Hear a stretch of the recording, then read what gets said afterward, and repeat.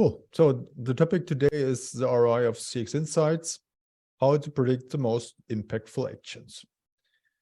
Oh, few more are coming, but basically it's a good occasion to get the foundation started. So I would like to give you the result or the main idea right at the start. Yeah. So again, the question is how to measure, but also drive the ROI of CX Insights. And what it takes is 4 steps. Yeah. First, you need to measure what people are saying and quantify it. That's text analytics. But then you need to understand, wait a minute, you need to understand how important is it what people are loving or complaining about? How important is it? How does this drive results, loyalty? And if you have done that, you need to understand how this loyalty translates into fiscal impact. But even this is not enough, because you also need to relate that into whether or not it's costly to make it or complicated to actually drive those actions. So you need to translate all this in a decision framework. These 4 steps are needed. So, but to make it more digestible, we have all that I can show some examples and case studies for that. All which you see today, you can also read in our books, the CX Insight Manifesto or the Ultimate CX Insight Playbook. You can get it on Amazon.com. You can learn it in our course. And you can also, of course, if you need help or need fast execution or security of implementation, you can use our service on that, or managed service, CX AI. Cool. So today I would like to guide you through those 4 steps by, probably 2 case studies.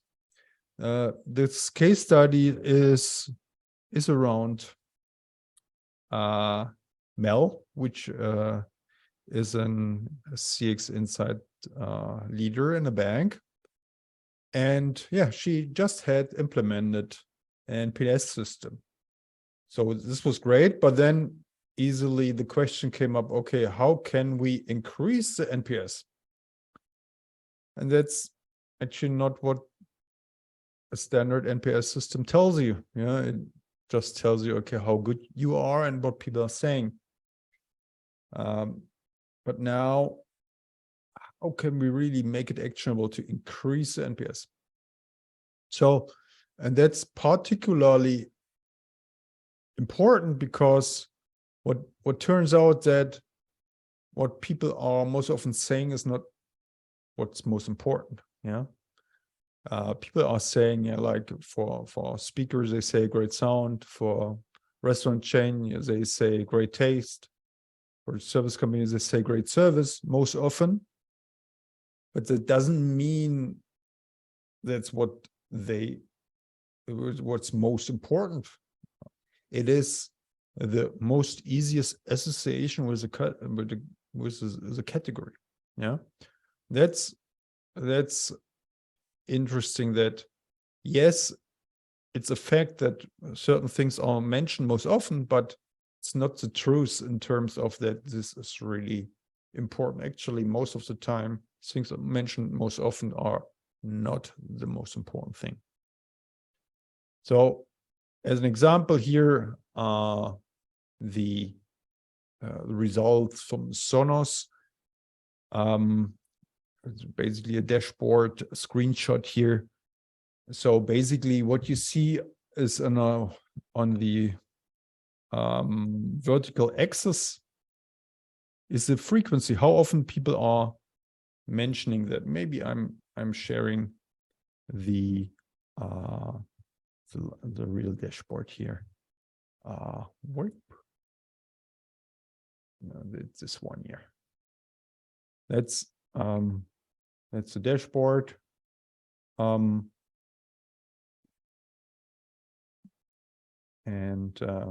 you can go basically yourself, yeah, 6AI/demo. And every bubble is a topic customers are mentioning, and the most often mentioned topic is great sound quality. But on the x-axis, you see how important it is. Yeah, this zero right is very important. Left is very important in a negative sense, and not important is the middle. So great sound is not the most important thing for them.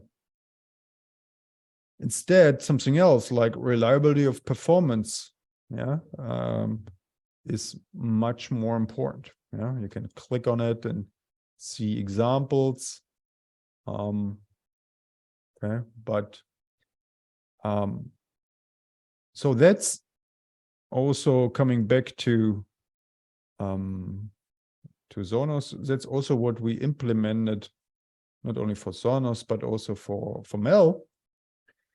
And these two steps, yeah, the vertical axis requires a text analytics, so you can measure how often people are mentioning things, and the x-axis requires a driver analysis to understand the impact. So in both steps, text and driver analysis, you can do it bad or do it good, right? So, and we saw that it's so important as we, by applying deep learning, the quality, the accuracy of text analytics nearly doubled compared to simple unsupervised text analytics systems. The same for driver analysis. Applying a Causal AI nearly doubles the impact against a simple regression. So it matters which methods you are using. So in total, you get 4 times more accurate results. So, and to give you a little hint what Causal AI means, it's just measuring how important category themes are, but considering nonlinear effects and indirect effects like the sentiment, basically the emotional tone of what people are saying. Yeah, and AI is it because this is a regression, right? The steepness tells you how important a certain dimension is, but AI is not fixed. It is now flexible. Yeah, it fits into the data, how the data really are. So in this way, it much more realistically measures the impact, can account for nonlinearities and interactions.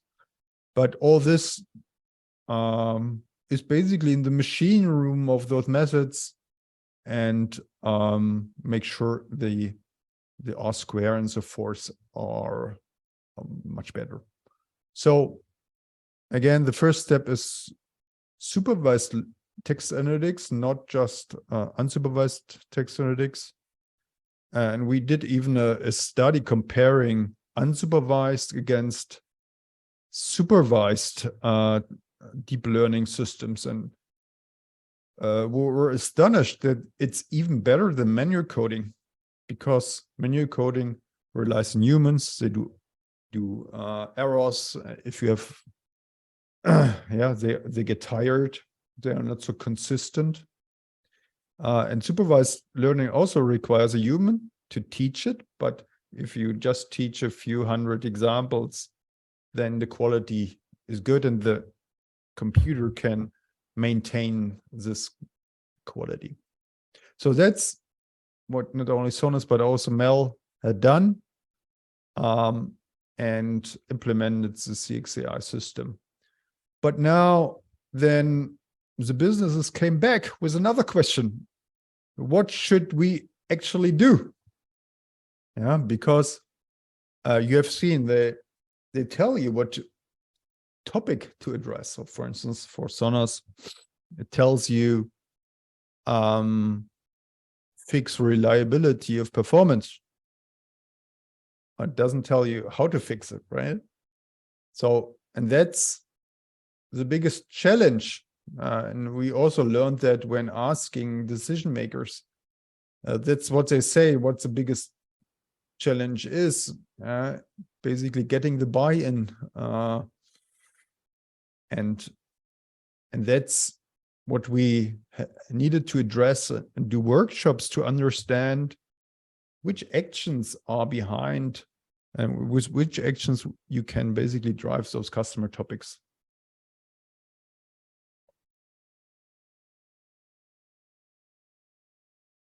Again, if you have questions, put it in a Q&A. Well, so then the action were defined, yeah. But then the next question was, okay, how much impact can we expect from those actions? And that's where actually we needed to invent a new method, which is a simulator, right? So basically where you have all those customer topics mentioned, you can simulate what is the improvement of the NPS if we manage to change customer feedback. Yeah, so more people are mentioning it. And once we have that improvement, we can then translate it into US dollars or euro by just knowing the impact of one NPS point on the bottom line, right? If we know the impact of one NPS onto the bottom line, yeah, we can put it here in the simulator. And we know this action where we need to do an expert judgment on how can we improve the customer perception, how this then relates into impact. Impact is measured here in customer lifetime value. Right, and actually also this is what we did for Sonos, right? So, but basically you may ask, okay, how can I know the fiscal impact of an NPS point? There are basically two methods. The first is just guess, right? Sit together and do an expert judgment. And you may say, hey, that's not very valid, right? It's not. But actually, it's probably even more valid than doing a decision in another way, because it will be not based on a rigor and a certain rigor as well. So having estimation here would be a good first step. But actually, a better step would be to find out this value in a one-off modeling exercise. So how this actually works is that you take your data from the last period where you have your customer feedback, the NPS feedback of a person, and the customer profile. And then you have 1 year later, you see whether or not this customer is still a customer, if he has purchased more, or if he downgraded or upgraded his business with you. And what you do is basically you take those information you knew last year to predict the outcome 1 year later, right? And in this prediction model, the NPS has a certain explanation part. Yeah, and this model can tell you how much of the improvement can be attributed to the loyalty and not to everything else. And that's how you basically can much more reliably understand the impact of NPS point. To compare that, oftentimes companies are simply doing a descriptive analysis by comparing people with a high NPS rating against low NPS rating. And these are basically correlation analysis, which is very prone to spurious correlations. And I can even show you an example here. So this is a sample pretty close to an actual example. Basically, customers, yeah, with the x-axis you see the NPS rating, and on the y-axis you see the value improvement of the customer. And actually, the correlation is 0 here. So from this correlation point of view, would say, hey, NPS doesn't matter, right? Or is not predicting improvement. But actually, when you look at all those other information you know about your customers, for instance, which segment he is in, you can now explain that there is an importance of the NPS rating. But you need to know that there are certain segments. For instance, there are sometimes top segments which per se, no matter how satisfied they are, they tend to have a lower rating, right? So, and this leads to the fact that there is no correlation, but actually improving NPS has a causal impact on the bottom line. And this you really only learn by modeling exercise and not by descriptive analysis, right? So, and it's also what we done that time with Sonos, yeah. So, and before they were onto the strategy of improving quality of sound, and then shifted to improving reliability of performance, we could quantify the impact. And yeah, it's already 5 years ago, actually, but then they saw long-term impact and yeah, had a successful IPO. So, and this is what we did with Mel 2. Yeah, so this implemented this impact measure to have a simulator where you can understand the impact of changing customer perception onto the bottom line. So the last question, which then evolves, is, oh, that's great to know that, but actually, how can I decide which action to prioritize against others?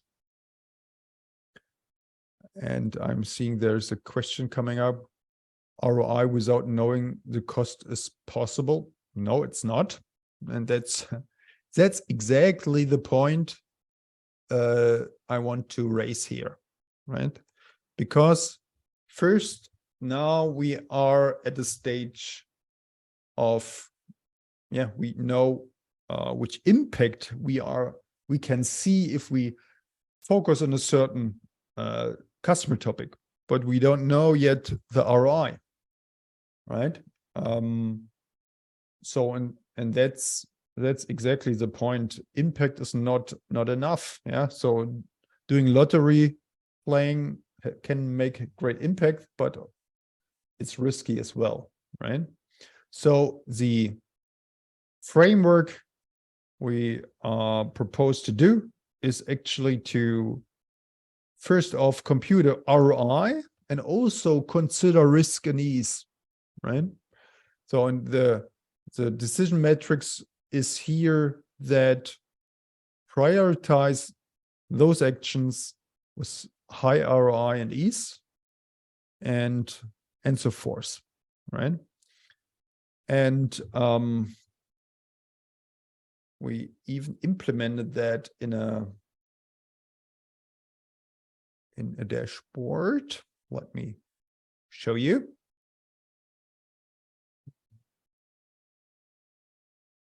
too many screens open here. Sorry for that. But basically, there's another feature where when you have those results, you can go into a planning mode. Planning mode is, hey, you say,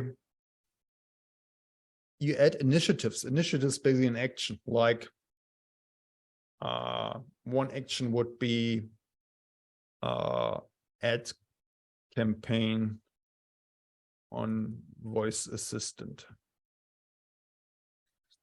because voice assistant was very important topic, right? So they have, how many customers do they have? 10 million. Yeah, you reach maybe 10 million.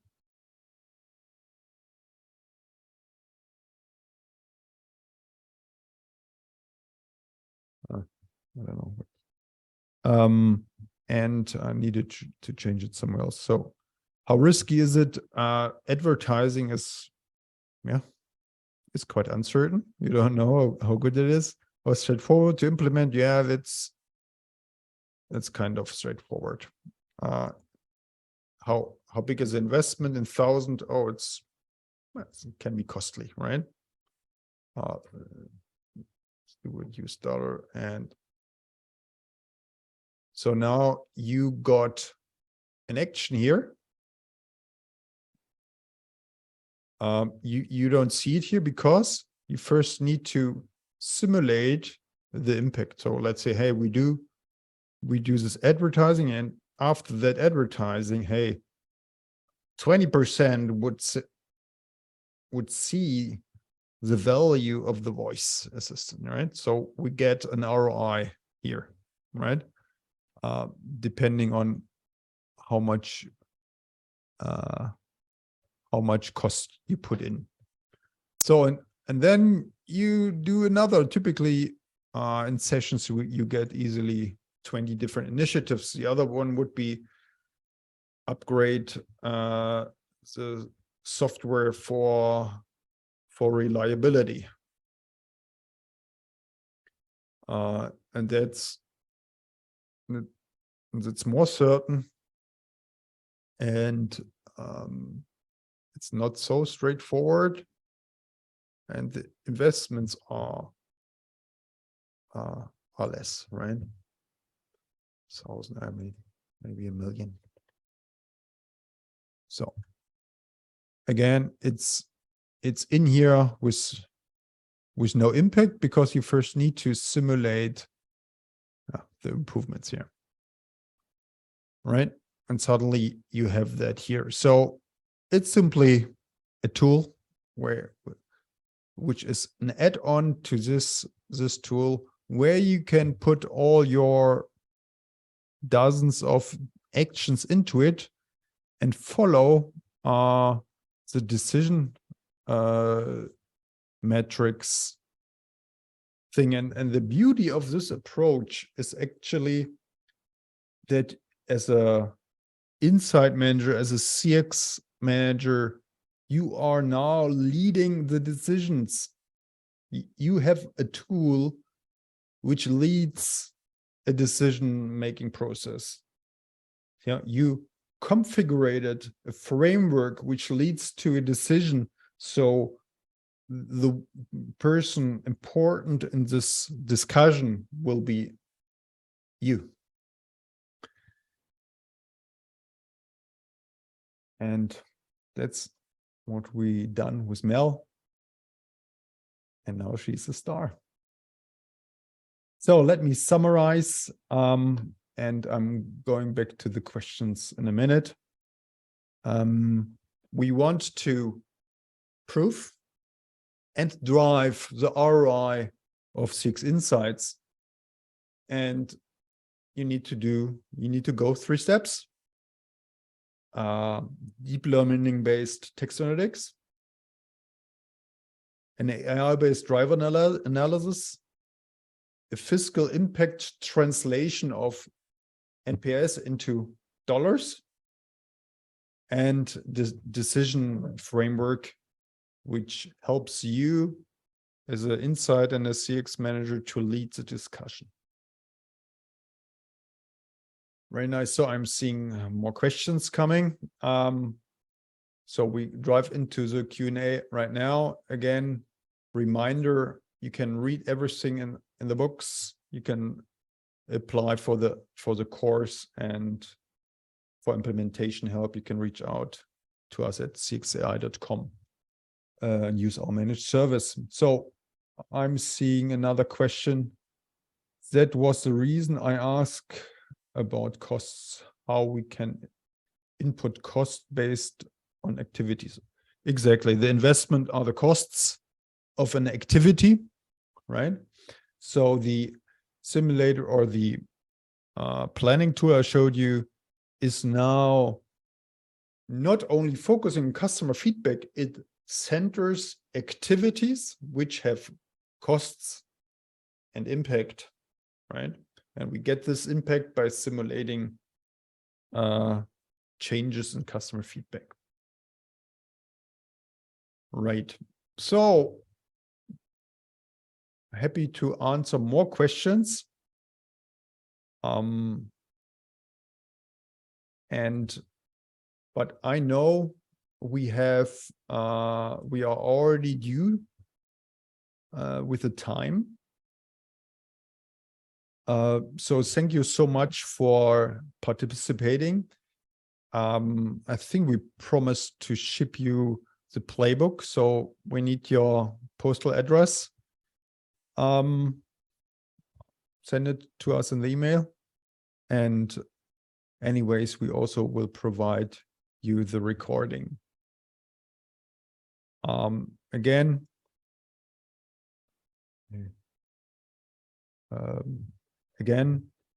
if you have questions, reach out to us or directly to me, Frank at cx-ai.com.